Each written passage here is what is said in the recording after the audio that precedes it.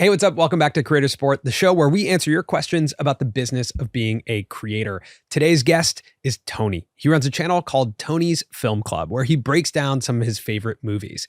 He's been making videos on this channel for years, and it started out kind of slow, but then all of a sudden he had a couple of videos that went really big. Tony came to our studio as a part of a Spotter Studio Summit. Well, welcome to Creator Support, Tony. To workshop how to turn some of this recent success into a repeatable format. That's how I would start this video too. But it's way more interesting because of the story in the title. That's interesting. How are we not using that in the thumbnail? Now, whenever we sit down with a creator, the first two questions we ask are, who is the audience and what's the value they're getting? So that's where we start with Tony. Now, in our last episode of Creator Support with Liz Rowe, we workshopped the title, thumbnail, and the first 30 seconds of her video. And that resulted in that video becoming a massive overperformer on her channel. And we got this comment on that video from B-Hamburdus. I have no idea if I said that right. Now show me a Creator Support session where the video didn't do that well. If it exists, that's the realism we are craving. So in this session with Tony, we come to a lot of realizations together, but this video that we worked on wasn't necessarily an overperformer on his channel. But the session was awesome. There's a lot to learn from it. So here's our session of Creator Support with Tony's Film Club. Okay, Tony's Film Club. Pitch the channel to us. Tell us about the audience for the channel. Yes. My audience is people who love movies, but are not film buffs. So my goal is to be approachable to everybody. And it's educational videos about film history and the movie industry in general. Okay. But my secret sauce is that I keep it fun. There's a lot of silly jokes. I dress up in costumes, think Family Guy cutaway gags, while still being very well researched. I spent a very long time researching my videos, but I want to keep it fun. Why not for film buffs? Because I think that movies is something that we all love, and I love talking about movies, but I hate being pretentious about it. I think some people are very pretentious, and I don't want that. And I want to be sharing the love for movies with people who just love movies. Let me ask you a question. What's your favorite video you've made? I would say this one, my latest one. It is because I started incorporating interviews with the people I'm actually talking about. So for this video, I interviewed 6 people that were involved in the story, and it was real journalism. You see, one of the interesting things there is, like, if we look at this thumbnail, a billionaire tried to make a movie, it was a disaster. I really like that. My issue with this thumbnail is I want to see the billionaire. Almost similar to your most popular, where you like see a character, a subject, right? There's 2 things about this. The billionaire is a Chinese billionaire who's incredibly secretive. Yes. There's 2 photos of him in existence, and none of those are thumbnail worthy. How are we not using that in the thumbnail? Or even a secret billionaire. Yeah, even a silhouette. It doesn't even need to be him. Okay, You can blur a face. No, blur his face. Yeah, I was thinking to put like the red number over his eyes, maybe. The mysterious billionaire. Fascinating. Yeah. But there's only 2 like blurry photos on the internet. Okay, should I make it more secretive then? Yeah. That's how I would start this video too. I tried to find photos of this billionaire filmmaker, but there's only 2 on the internet and they look like this. Yeah.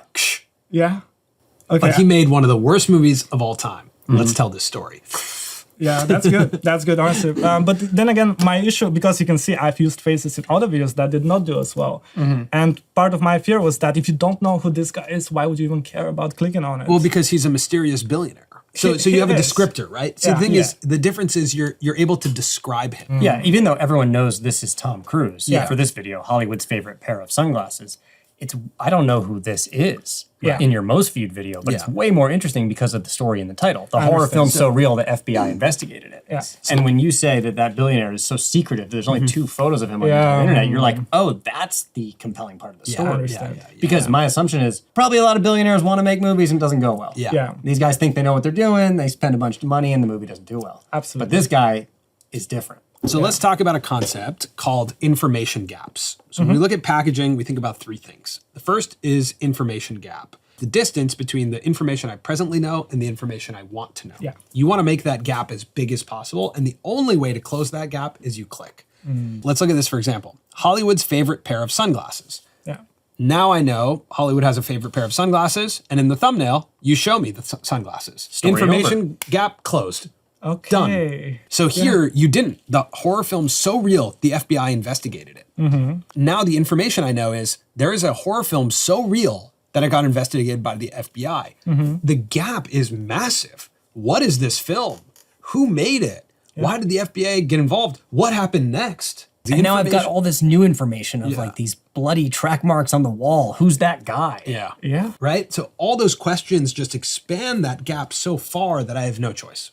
That's why 3 million people clicked on that. You're absolutely right. I feel like I need to redo basically 80% of my previous packaging because I just answer everything. You answer it. In the title. But stylistically, I think you have great thumbnails. Great style. Everything is very clear.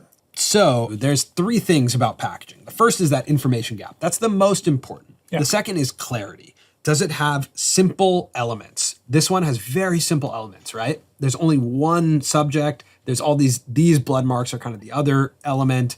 And then like the grainy VHS. There's 3 core elements in that. So the clarity is there. And even if we turn this black and white, still tells the same story. So it's not relying on all this like contrast, right? Now, the third one is easy to do again. Can we make this video again, but differently? But just even from a composition perspective, could you lean in where every single one of your thumbnails has the main subject on the left side and then some sort of information on the right that builds the information gap? Left side, information gap. Left side, information gap, right? Instead of putting them on the right side, put them to the left. Keep all the fonts, the handwritten fonts consistent instead of changing fonts. Yeah. Right? How can you make these easy to do again and easy for your audience to recognize, oh my gosh, that's Tony's Film Club? That is a big struggle of me because every project I start from zero. I don't have a repeating style or a content bucket or series. So let's look at this. Yeah. So this is an idea now for your channel. I experienced cinema through time. This is kind of based on maybe another video that you made, right? The one. Not really, no. There's one video this one right here, how silent films were actually shown in theaters. Yeah. Kind of, right? You go like old, new. Yeah. Right? So what we're looking for frameworks, right? That work on YouTube. So we're looking for like something that's called like a 3-step progression, which is like $1, $10, $10,000, right? Okay. Or we're looking for a versus, this versus that. So there's all these frameworks that classically work on YouTube, and there's a reason they work. But we're looking for those within our channel. We're trying to make something that we can repeat. So when we look at this is kind of bespoke, it's kind of new, but let's talk about this from that lens of information gap. I experienced cinema through time.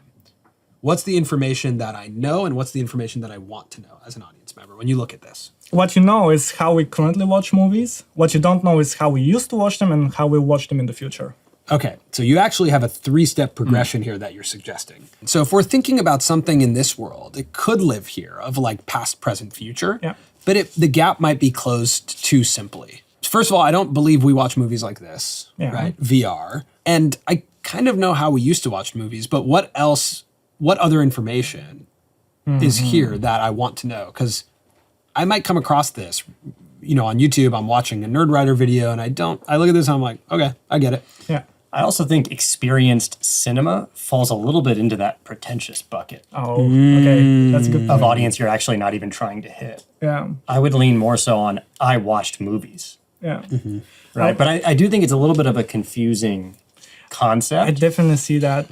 I wonder if we take the Galaxy thumbnail and, for example, we split in 3. Here's like a black and white 1800s hand-cracked, kinescope. In the middle is current days, and then the right is maybe like the Sphere in Las Vegas, like some crazy movie theater, like trying to do. Yeah.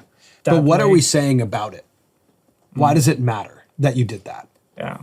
What's the value to me, the audience member? Like, where are you taking it next? Yeah. You know what I mean? Even if you do the 3-step and I see what it used to look like with the hand crank, I see someone in a movie theater right now and I see the Sphere in Las Vegas. Yeah. If that's past, present, future of watching movies, story's also over.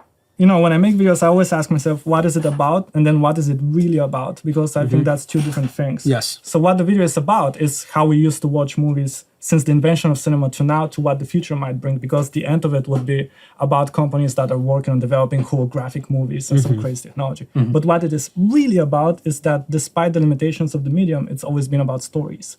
And now that the medium is changing, how did that affect stories? And that it is always about good stories. So I think that's what the video is really about.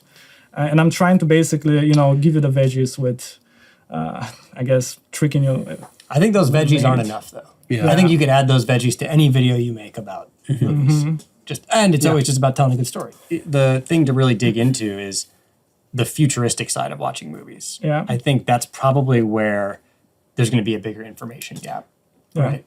To dig into ways that maybe I've never even heard of or thought of that we're going to be watching movies, and trying to show that in a way that does provide an information gap of like, oh my, like I know virtual reality, like I know what a headset is, and I think most people do, and they can assume, okay, you're watching a movie in VR. That's a great point. But Well, it's maybe past that. Yeah.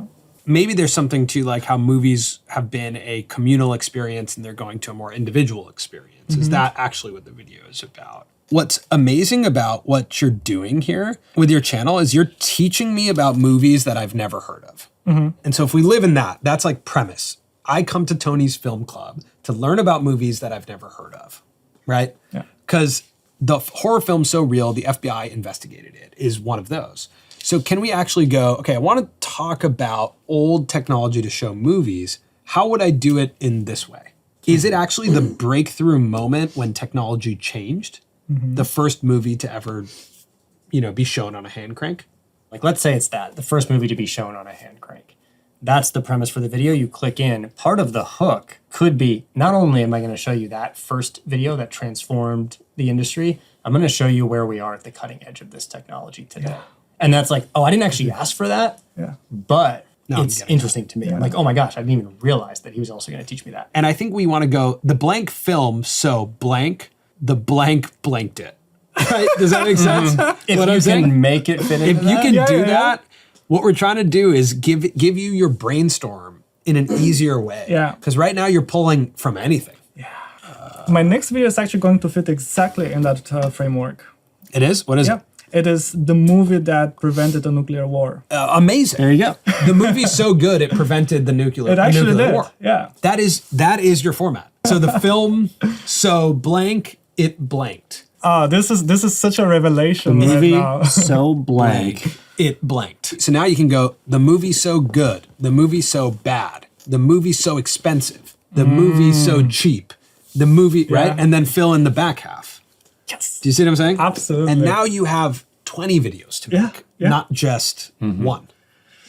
And now you potentially have a thumbnail convention, right? Yeah. Where you can put the main character on the left side and whatever that tension point is to create the information gap on the right side. Yeah. And I still think that slight VHS TV layer just makes it look more like you're watching a movie rather than just a screenshot. So I can just keep that consistent. I like that. I love the VHS. Right? Yeah, I like the VHS layer. Awesome. That is so valuable. Seriously, guys. It's incredible. All right.